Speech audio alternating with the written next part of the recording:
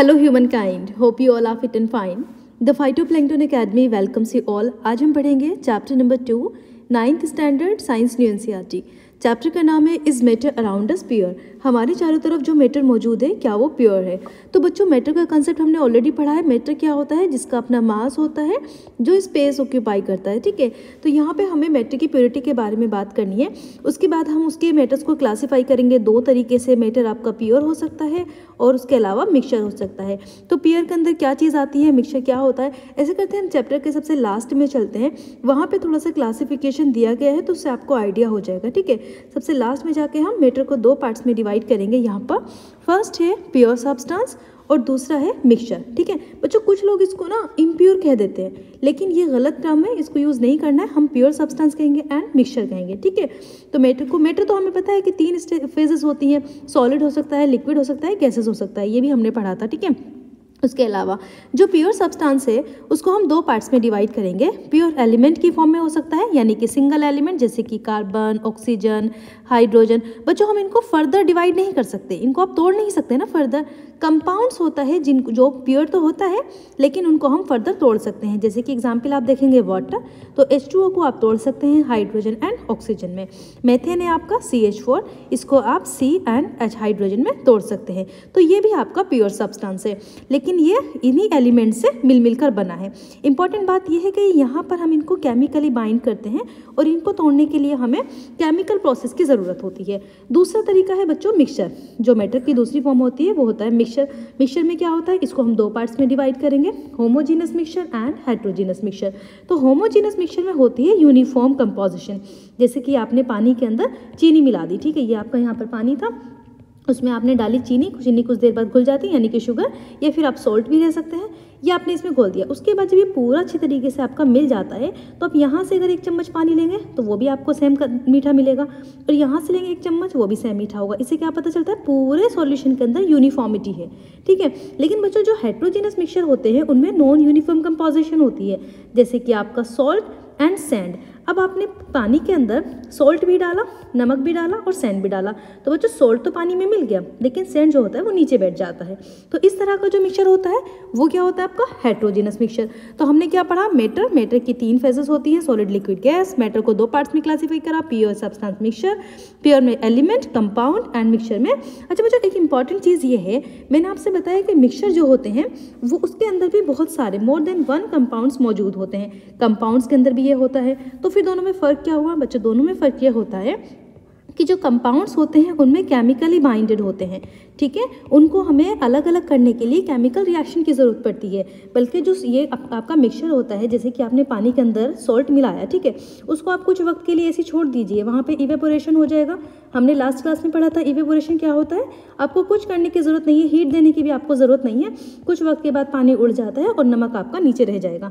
तो ये क्या है, ये फिजिकल प्रोसेस के ज़रिए हम इसको अलग कर देते हैं। ठीक है, फिल्ट्रेशन भी इसमें यूज़ हो सकता है, लेकिन जो कंपाउंड्स हैं उनको अलग अलग करने के लिए हमें केमिकल प्रोसेस करना पड़ता है। ये हमने पढ़ा। तो यहाँ पे हम मिक्सचर की थोड़ी सी प्रॉपर्टीज देख लेते हैं।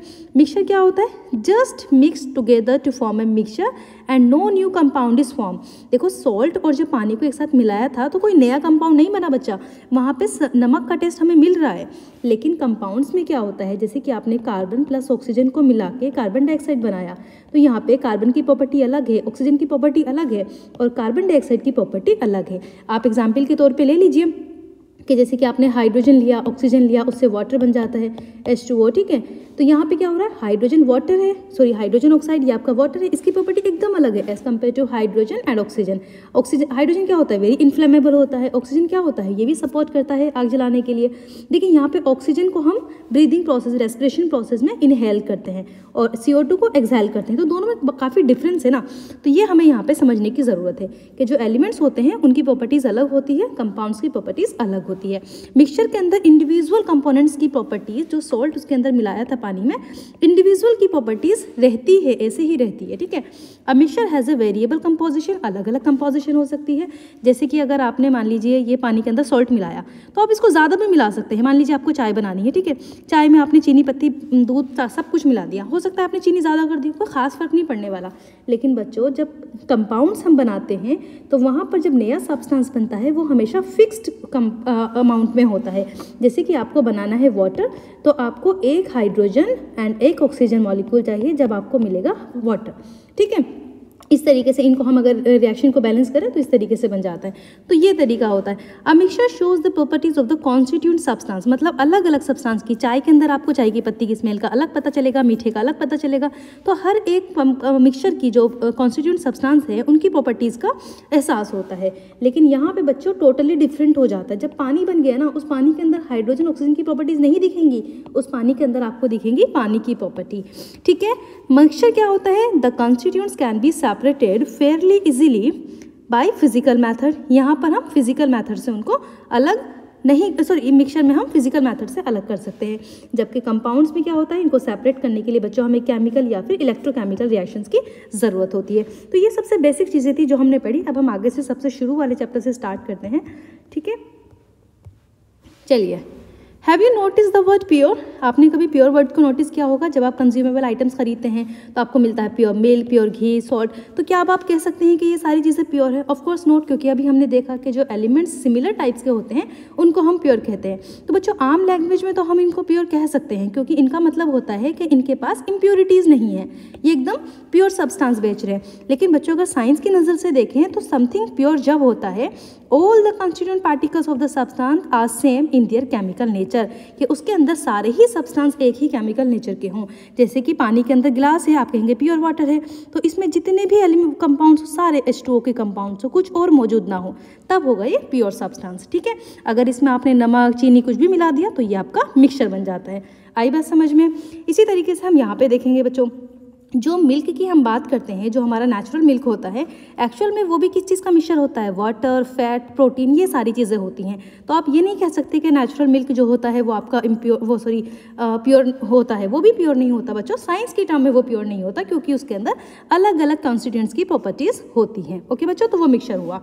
अब प्योर सब्सटेंस की डेफिनेशन याद कर लेते हैं। Pure substance consist of a single type of particle. In other words, a substance is a pure single form of matter, ठीक है। अब हम अपने चारों तरफ अगर देखें तो हमें मिक्सचर्स ज़्यादा दिखते हैं as compared to pure component.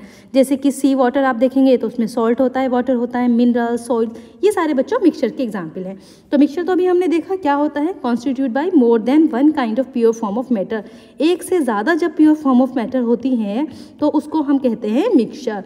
We know that dissolved carbon sodium chloride can be separated. Sodium chloride क्या होता है? NaCl। इसको हम सेपरेट कर सकते हैं वाटर से by the physical process of evaporation.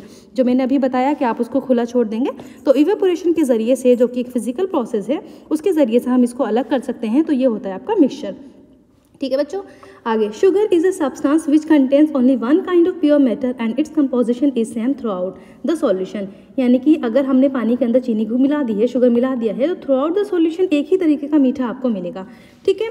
Soft drinks, soils are not the single pure substance, क्योंकि सॉफ्ट ड्रिंक्स के अंदर अलग अलग मिक्सचर होते हैं तो वो प्योर नहीं होते। सॉइल में भी आपको अलग अलग चीज़ें मिल जाएंगी। तो क्या होता है, the source of the pure substance may be it will always have the same character properties. कहने का मतलब है कि इनका जो सोर्स होता है ना बच्चों, जो प्योर सब्सटेंस की हम बात कर रहे हैं, इनके सोर्स जो होते हैं जहाँ से ये आते हैं, तो हो सकता है उनमें अलग अलग प्रॉपर्टीज़ हों, लेकिन जब हम उनको प्यूरीफाई कर लेते हैं, सिंगल एलिमेंट बन जाता है, तो उनकी सिमिलर प्रॉपर्टीज़ होती है। ओके, नाउ अब देखते हैं टाइप्स ऑफ मिक्सचर, कितने तरह के मिक्सचर हो सकते हैं। तो अभी हमने देखा था ना बच्चों के होमोजीनस मिक्सचर होता है एंड हेट्रोजीनस मिक्सचर। तो अगर आपने साइंस को थोड़ा सा भी अच्छे से समझा है तो होमो का मतलब होता है सिमिलर काइंड के, जो मैंने बताया था कि वहाँ पे यूनिफॉर्मिटी होती है। तो यहाँ पे एक एक्टिविटी करानी है बच्चों को और 4 ग्रुप्स में डिवाइड कर देना है क्लास को, A, B, C, D। ए वाले बच्चे से कहना है कि 50 ml पानी ले लो, उसमें 1 spatula full of copper sulphate आपको मिलाना है। ये आपने कॉपर सल्फेट मिलाने के लिए बोल दिया।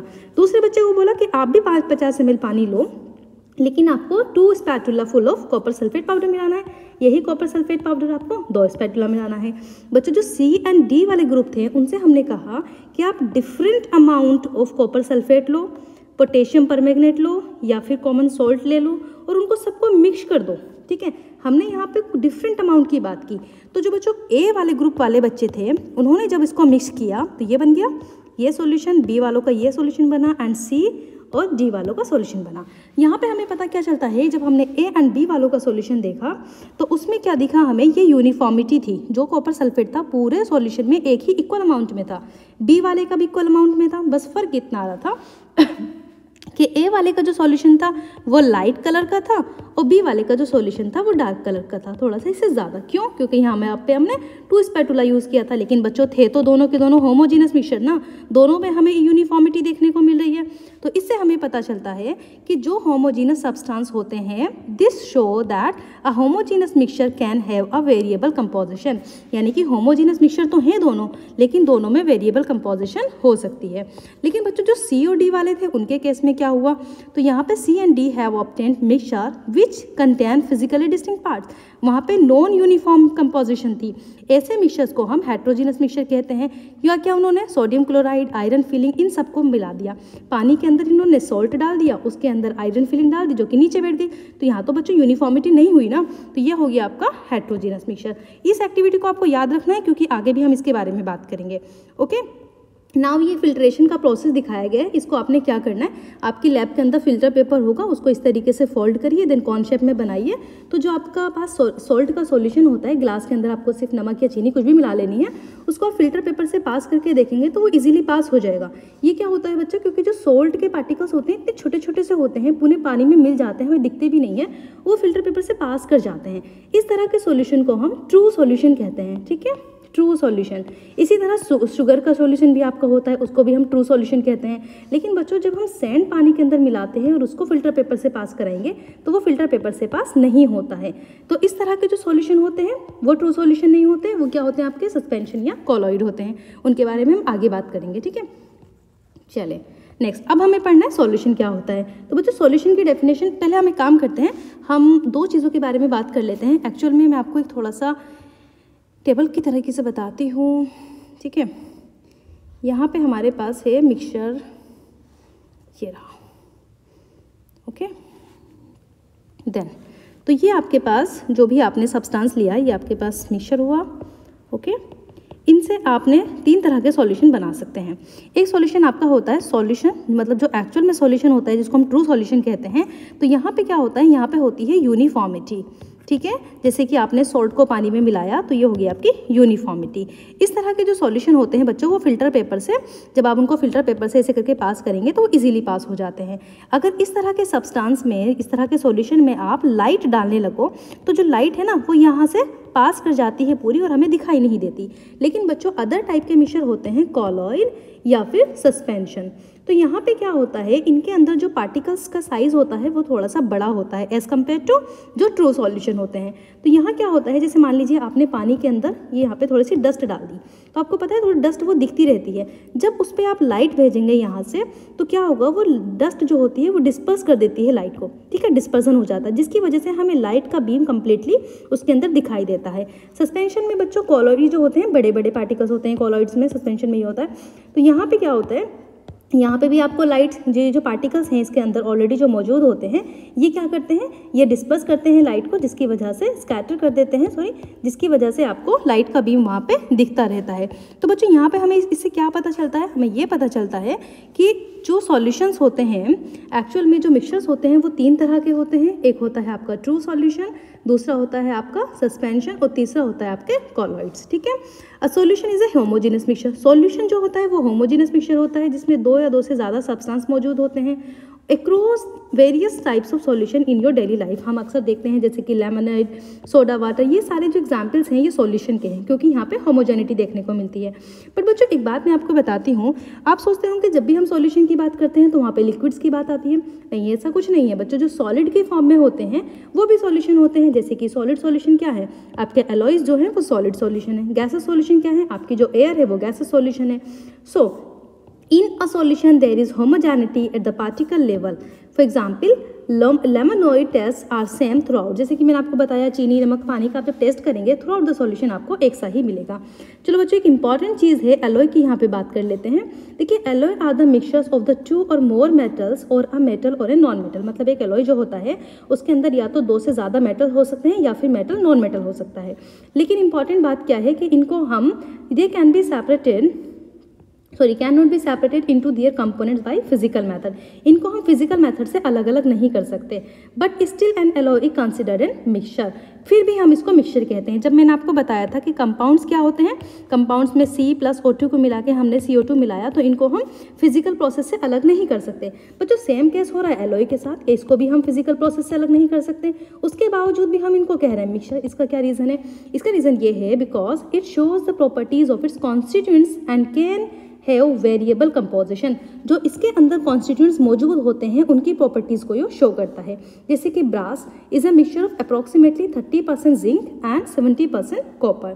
तो यहाँ से आपको पता चलता है कि जो एलॉय होता है वो आपका मिक्सचर का एग्जाम्पल है, ये आपसे पूछा जा सकता है। आगे बच्चों, ये ब्रास वाला भी आप याद रख सकते हैं क्योंकि ब्रास का भी क्वेश्चन पूछा जाता है कि ब्रास में क्या होता है, 30% जिंक एंड 70% कॉपर। चलिए आगे, a solution is a solvent. Solution में सॉल्वेंट एंड सॉल्यूट होते हैं। सॉल्वेंट क्या होता है? सॉल्वेंट होता है जैसे आपका वाटर हुआ, जिसका अमाउंट ज़्यादा होता है, जिसके अंदर चीज़ों को घुलना होता है, डिज़ोल्व होना होता है। तो वाटर यहाँ पे आपका सॉल्वेंट की तरह काम करता है। एंड जैसे आपने सॉल्ट मिलाना है या शुगर मिलानी है, ये आपका सॉल्यूट होता है जिसका अमाउंट कम होता है और इसको एक्चुअल में इसमें डिज़ोल्व होना होता है। तो ये दोनों होते हैं आपके सॉल्वेंट एंड सॉल्यूट्स किसी भी सॉल्यूशन के अंदर। ठीक है, यही बात यहाँ पे कही गई है। एग्जाम्पल्स के तौर पर, a solution of sugar in water is a solid in liquid solution. In this solution sugar is the solute, क्योंकि पानी चीनी हम मिला रहे हैं, and water is the solvent. अगर हम टिंचर ऑफ आयोडीन की बात करें तो वहाँ पे आयोडीन जो सॉलिड है ये एक सॉल्यूट की तरह काम करता है। इसका कम अमाउंट हम अल्कोहल में मिलाते हैं। अच्छा, टिंचर ऑफ आयोडीन क्या होता है? अल्कोहल के अंदर आयोडीन को मिलाना। तो यहाँ पे आयोडीन आपका जो कि सॉलिड फॉर्म में है ये सॉल्यूट हो गया, और अल्कोहल जो लिक्विड फॉर्म में ही आपका सॉल्वेंट हो गया। जो एरिटेड ड्रिंक्स होती हैं जैसे कि सोडा वाटर, यहाँ पे मैंने पिक्चर लगाई है, इसमें आप देखेंगे कि इसके अंदर क्या हो रहा है। यहाँ पे जो ये आपका इसके अंदर गैसेस होती हैं, दीज कंटेंट्स कार्बन डाइऑक्साइड। ये जो गैस कार्बन डाइऑक्साइड्स होती है ये सॉल्यूट की तरह काम करती है, और वाटर इसमें सॉल्वेंट्स होता है। अदर प्रॉपर्टीज़ भी होती हैं। उसके अलावा बच्चों, air is a mixture of gas in gas. Air जो है उसके अंदर गैस में गैस होती है, ये भी एक सॉल्यूशन है। तो ये भी एक होमोजीनस मिक्सचर है जहाँ पे नंबर ऑफ गैसेज एक साथ जुड़ी हुई होती हैं, नाइट्रोजन, हाइड्रोजन एंड ऑर्गन, ये सारी गैसेज। तो यहाँ पे जो मेन कॉन्स्टिट्यूएंट्स होते हैं वो ऑक्सीजन, नाइट्रोजन, ये सब होते हैं। ठीक है बच्चों, तो ये सारा हमने सॉल्यूशन के बारे में पढ़ा। इसकी प्रॉपर्टीज़ क्या है? सॉल्यूशन हमेशा होमोजेनियस मिक्सचर को कहते हैं। इनके जो पार्टिकल्स होते हैं उनका साइज 1 नैनोमीटर से भी कम होता है। 10⁻⁹ मीटर हम नैनोमीटर को कहते हैं इनके डायमीटर में। जैसे कि ये एक पार्टिकल है, चलो मैं थोड़ा सा बड़ा बना देती हूँ, इतना बड़ा नहीं होता लेकिन, तो यहाँ से जो डायमीटर होता है वो 1 × 10⁻⁹ मीटर से भी कम होता है। तो अब आप सोचिए कि कितना छोटा सा पार्टिकल होता होगा। ठीक है, next, because very small particle size they do not scatter a beam of light. मैंने बताया आपको बहुत छोटे छोटे पार्टिकल साइज होता है, तो जो स्कैटर बीम ऑफ लाइट जहाँ से जाती है उसको वो स्कैटर नहीं कर सकते, जिसकी वजह से हमें टिंडल इफेक्ट नहीं देखने को मिलता। टिंडल इफेक्ट क्या होता है इसकी आगे बात करेंगे। बस अभी याद ये रखना है कि जो सॉल्यूशंस होते हैं उनमें टिंडल इफेक्ट शो नहीं होता है, क्योंकि वो लाइट को पास कर देते हैं, उसको लाइट को स्कैटर नहीं कर सकते। पार्टिकल्स बहुत छोटे छोटे से होते हैं। ठीक है, यह जो सॉल्यूशन होता है ये स्टेबल होता है। अगर आप इसको अनडिस्टर्ब छोड़ देंगे तो इसमें कुछ भी नीचे की तरफ आपको बचा हुआ नहीं मिलेगा। यानी कि जो लेफ्ट नीचे की तरफ रह जाता है, प्रेसिपिटेट हो जाता है, वैसा आपको यहाँ पे देखने को नहीं मिलेगा। आगे हम कंसंट्रेशन की बात कर लेते हैं। सॉल्यूशन की कंसंट्रेशन कैसे हम चेक करते हैं। तो बच्चों, सॉल्यूशन की कंसंट्रेशन देखिए, ये आपका कुछ भी फ्लास्क है, इस फ्लास्क के अंदर आपने पानी ले लिया, पानी में आपसे कहा कि आप शुगर डाल दीजिए। ठीक है, ये आपका 1 लीटर का पानी है किसी भी फ्लास्क में, इसमें आपने शुगर डाली। आप जब आप इसको स्टिर करते रहेंगे और मिलाते रहेंगे तो आप मैक्सिमम 2 किलोग्राम यहाँ पे आप शुगर मिला सकते हैं, लेकिन उसको आप फिर को हीट करना है। जब आप हीट करेंगे तो मैक्सिमम आप 5 किलोग्राम शुगर इसमें मिला सकते हैं, मैक्सिमम। इसके बाद बच्चों आप इसमें शुगर नहीं मिला सकते। तो जो वो कंडीशन आ जाती है जो मैक्सिमम वाली कंडीशन है, उसके बाद आप उसमें कुछ भी नहीं ऐड कर सकते हैं, तो वो कंडीशन होती है सैचुरेटेड सॉल्यूशन की। उससे पहले जो कंडीशन होती है वो होती है डाइल्यूट सॉल्यूशन की, यानी कि आपने पानी के अंदर थोड़ा सा शुगर या थोड़ा सा सॉल्ट मिलाया, अभी और कैपेसिटी है उस सॉल्यूशन की उस सॉल्यूट को लेने की, तो वो कंडीशन होती है डाइल्यूट सॉल्यूशन की। यहाँ पे यही बात बताई गई है। ठीक है, नेक्स्ट, जब हमें किसी भी सॉल्यूशन के अंदर, ये आपका सॉल्यूशन फ्लास्क था, फ्लास्क में आपका पानी है, पानी के अंदर सॉल्ट है, इसमें हमने चेक करना है कि उसका मास बाई मास परसेंट कितना है। तो यहाँ पे हम चेक करेंगे mass by of solute divided by mass of solution into 100। जैसे कि एग्जांपल के तौर पे ये अलग अलग फॉर्मूले हैं जिनको आप देख सकते हैं, mass of solute divided by volume of solution into 100। Similar type से अलग अलग जो फेजेस होती हैं, जो मैटर की अलग अलग फॉर्म्स होती हैं, लिक्विड सॉलिड गैसेस, उनके अकॉर्डिंग ये दिया गया है, लेकिन सिमिलर तरीके से ही इनका आंसर आता है। मैं यहाँ पे आपको क्वेश्चन सॉल्व कराती हूँ। एक सॉल्यूशन है जिसके अंदर 40 ग्राम कॉमन सॉल्ट है, 320 ग्राम वाटर है। तो यहाँ पे हमें कैलकुलेट करनी है उसकी concentration in terms of mass by mass percentage. तो हमारे पास जो फॉर्मूला है मास परसेंट का वो ये है, मास ऑफ सॉल्यूट। तो सॉल्यूट क्या है जिसको हम मिला रहे हैं, 40 ग्राम सॉल्यूट है, 40 ग्राम हो गया। उसके बाद सॉल्यूशन कितना है, 320 ग्राम का, ये हो गया आपका 320 ग्राम का सॉल्यूशन प्लस, क्योंकि पूरा सॉल्यूशन क्या होगा, पूरा सॉल्यूशन में 40 भी ऐड करेंगे, हमने ये 40 भी मिलाना है, तो पूरा सॉल्यूशन आपका हो जाएगा 360 ग्राम। ठीक है, अब यहाँ पे आपने 360 लिया इंटू 100, तो ये आपका आ गया 11.1%। बच्चों ऐसा नहीं करना है आपको कि आपको सिर्फ जो उसमें सॉल्यूशन दिया गया है, क्योंकि जब हम उसके अंदर मिक्स करेंगे ना तो हम पूरे सॉल्यूशन की बात कर रहे हैं यहाँ पे, mass of the complete solution. अच्छा, सस्पेंशन क्या होता है, non homogeneous systems like those obtained by the group C activity. मैंने आपसे कहा था कि ग्रुप सी वाले बच्चों ने क्या किया था, अलग अलग तरीके के पार्टिकल्स मिलाए थे। ठीक है, तो उनका जो मिक्सचर था वो नॉन होमोजीनस मिक्सचर था। इस तरीके के मिक्सचर्स को हम सस्पेंशन कहते हैं, लेकिन किस केस में, जब हम सॉलिड को डिस्पर्स करते हैं लिक्विड के अंदर, तो उनको हम सस्पेंशन कहते हैं। ये आपको इंपॉर्टेंट बात है यहाँ पर, ये नोट करनी है जब हम सॉलिड को डिस्पर्स करते हैं लिक्विड्स में। ओके बच्चों, दो फेजेस जैसे अभी हमने पढ़ी थी सॉल्यूट की एंड सॉल्वेंट की, तो ये किस केस में था, जब हम सॉल्यूशन की बात कर रहे थे कि हमने जिस सॉल्वेंट में हमें मिलाना था, जो ज़्यादा अमाउंट में था, सॉल्वेंट कहा, एंड सॉल्यूट जिसको हम मिला रहे थे, तो ये केस था हमारा सॉल्यूशन वाले केस में। लेकिन जब हम सस्पेंशन की बात करेंगे तो यहाँ पे हम बात करते हैं डिस्पर्स्ड फेज की एंड डिस्पर्स्ड मीडियम की। तो डिस्पर्स्ड मीडियम वो होता है जिसमें हमें मिलाना होता है, यहाँ से कंपेयर करें तो सॉल्वेंट, डिस्पर्स्ड फेज जिसको हम मिला रहे हैं। ठीक है, तो ये दोनों चीज़ें भी आपको ध्यान रखनी है सस्पेंशन वाले केस में। तो सस्पेंशन एक हेट्रोजीनस मिक्सचर होता है जिसके अंदर सॉल्यूट पार्टिकल्स जो होते हैं बच्चों, वो डिजोल्व तो नहीं होते, लेकिन वो सस्पेंडेड रहते हैं throughout the solution in the bulk of the medium. Particles of the suspension are visible to the naked eyes. तो क्या डिफरेंस हुआ यहाँ पे, ये हेट्रोजीनस होते हैं। पार्टिकल्स जो होते हैं सस्पेंशन के अंदर उनको हम अपनी आंखों से देख सकते हैं, जबकि जो नमक चीनी वाला हमने देखा था सॉल्यूशन, तो उसके अंदर हम पार्टिकल्स को अपनी आंखों से नहीं देख सकते, लेकिन सस्पेंशन में हम पार्टिकल्स को अपनी आंखों से देख सकते हैं। ठीक है, the particles of the suspension scatter beam of light passing through it and make its path visible. तो पार्टिकल्स जो होते हैं इस सस्पेंशन वाले केस में वो हमें बीम ऑफ लाइट दिखाते हैं, मतलब हमें विजिबल पाथ। अब कैसे दिखता है, जैसे मैंने आपको बताया मड वाला एग्जाम्पल, या फिर आप डस्ट ले लीजिए। तो यहाँ पे आपने पानी रखा था, पानी के अंदर आपने डाल दी थोड़ी सी डस्ट, तो डस्ट के पार्टिकल्स इस तरीके से रहेंगे। अब जैसे आप यहाँ पे लाइट डालेंगे, टॉर्च से आप लाइट डालेंगे यहाँ पे, तो जो पार्टिकल्स थोड़े से बड़े होते हैं ना, तो पार्टिकल्स क्या करेंगे, उस लाइट को स्कैटर करेंगे, जिसकी वजह से हमें बीम ऑफ लाइट आसानी से दिख जाएगा। इसको आप ऐसा भी कर सकते हैं, अपने घर के अंदर जाके देखें ना, किसी कोने में आप लाइट होल में लाइट डाल के देखिए तो आपको डस्ट पार्टिकल दिखेंगे। बच्चों इस इफेक्ट्स को हम टिंडल इफेक्ट कहते हैं, इसको आगे भी पढ़ने वाले हैं। तो सस्पेंशन के अंदर जो सॉल्यूट पार्टिकल्स होते हैं वो कुछ वक्त के बाद नीचे बैठ जाते हैं। ठीक है, जैसे कि आपने डस्ट डाली थी ना, तो डस्ट कुछ देर के बाद, कुछ दौरान तो यहाँ पे रहेगी, कुछ वक्त के बाद वो नीचे बैठ जाती है। That is a suspension is unstable. इस वजह से सस्पेंशन जो होता है वो अनस्टेबल होता है, जबकि हमने जब सॉल्यूशन पढ़ा तो सॉल्यूशन हमारा स्टेबल था। अगर आप उसको अनडिस्टर्ब भी छोड़ देंगे तो इसी तरीके से पूरा डिस्ट्रीब्यूटेड रहेगा। आपने नमक या चीनी या जो भी पानी आप ले रहे हैं सॉल्यूशन, उसको आप अगर ऐसे ही छोड़ देंगे तो वो पूरे टाइम तक ऐसे ही रहेगा, लेकिन अगर आपने डस्ट डालने के बाद छोड़ दिया तो वो नीचे बैठ जाती है। तो इस तरह के जो सस्पेंशन होते हैं उनको हम अनस्टेबल कहते हैं। ठीक है, unstable. They can be separated from the mixture by the process of filtration. बच्चों जो हमने सॉल्ट सॉल्यूशन लिया था उनको हम फिल्टर के पेपर की मदद से अलग अलग नहीं कर सकते, लेकिन यहाँ पर जो सस्पेंशन है उनको हम फिल्टर पेपर की हेल्प से अलग अलग कर सकते हैं। जैसे कि आप मड वाले पानी को या डस्ट वाले पानी को आप फिल्टर पेपर की मदद से यहाँ पे डालेंगे तो क्या होगा, पानी नीचे रह जाएगा और यहाँ पे मड आ जाएगी, आपकी डस्ट आ जाएगी। ठीक है, पूरी तरीके से नहीं कर पाएंगे अलग अलग, थोड़ा मिक्स हो जाएगा छोटे छोटे पार्टिकल्स, लेकिन कुछ अमाउंट में हम उसको फिल्ट्रेशन से अलग अलग कर सकते हैं। When the particle settle down suspension breaks and it does not scatter any more. अच्छा बच्चों एक बात और याद रखनी है, अभी मैंने बात की थी कि जब हमने डस्ट पार्टिकल मिलाए थे और हम लाइट डाल रहे थे तो हमें यहाँ पे लाइट का बीम दिख रहा था। लेकिन जिस वक्त ये नीचे बैठ जाते हैं उस वक्त अगर हम लाइट डालेंगे तब हमें लाइट का बीम नहीं मिलेगा। क्यों? क्योंकि ये जो पार्टिकल्स ये तो नीचे बैठ गए, तो लाइट को स्कैटर करने के लिए तो कुछ बचा ही नहीं है। तो सस्पेंशन का केस है कि सस्पेंशन में जब पार्टिकल्स नीचे बैठ जाते हैं उस दौरान हमें स्कैटर और लाइट नहीं मिलती।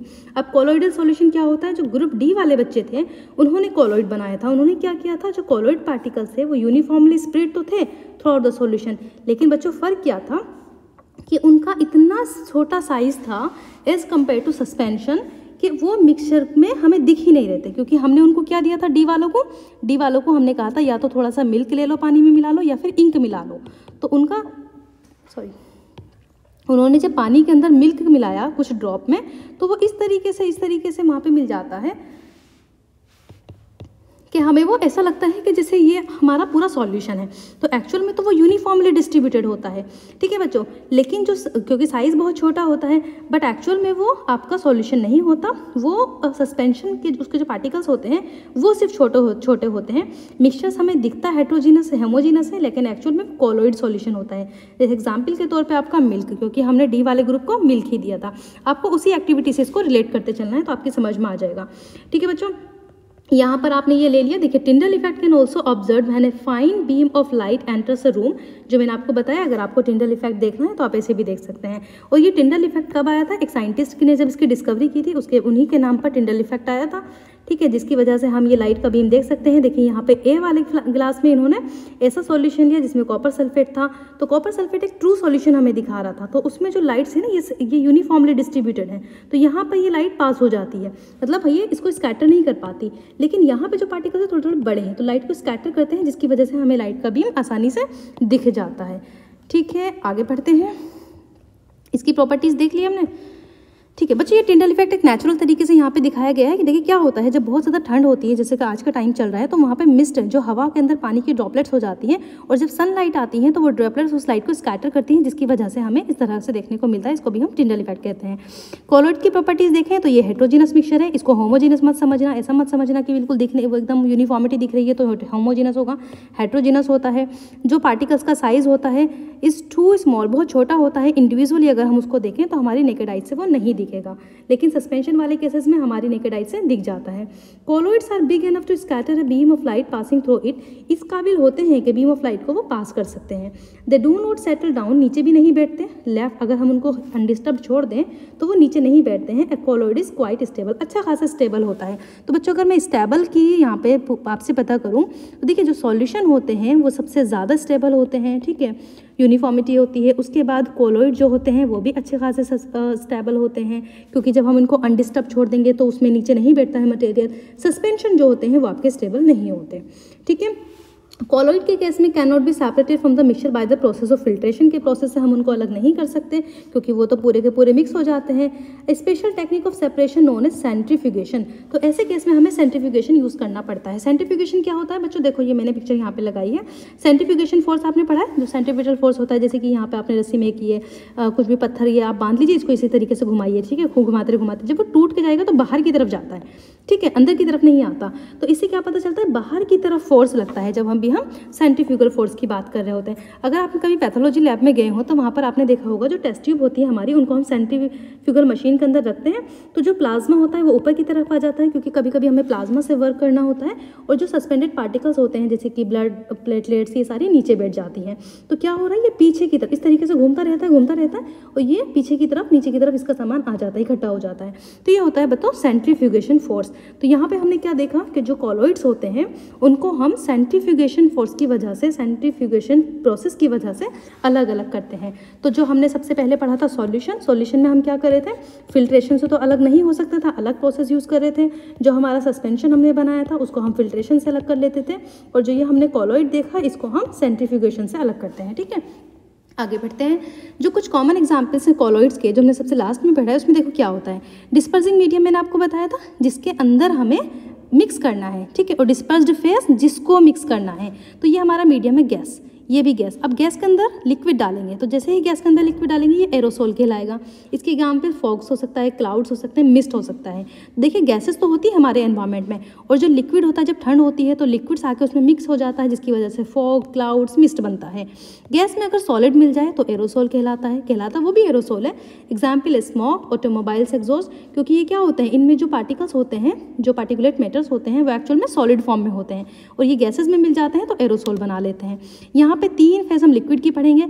अगर लिक्विड में गैस मिलाए तो फॉर्म बनेगा, और अगर सॉलिड में भी गैस मिलाए तो भी फॉर्म बनेगा। लेकिन फ़र्क क्या है, जब लिक्विड में गैस मिला के फॉर्म बनता है तो एग्जाम्पल है शेविंग क्रीम, एंड जब सॉलिड में गैस मिला के फॉर्म बनता है तो एग्जाम्पल है फॉर्म, रबर, स्पॉन्ज, प्यूमाइज। बच्चों ये सारे आपको याद रखने हैं, अच्छे से याद रखने हैं। कुछ इंपॉर्टेंट्स मैं आपको बता रही हूँ, जैसे इमल्शन बहुत ज़्यादा पूछा जाता है, तो इमल्शन क्या होता है, लिक्विड में लिक्विड मिलाना, जैसे कि मिल्क, फेस क्रीम, या फिर सॉलिड में लिक्विड जब मिलाते हैं तो सोल बनता है, इसको आप ऐसे याद रखते थे, सॉलिड तो सोल बनता है, मिल्क ऑफ मैग्नीशिया।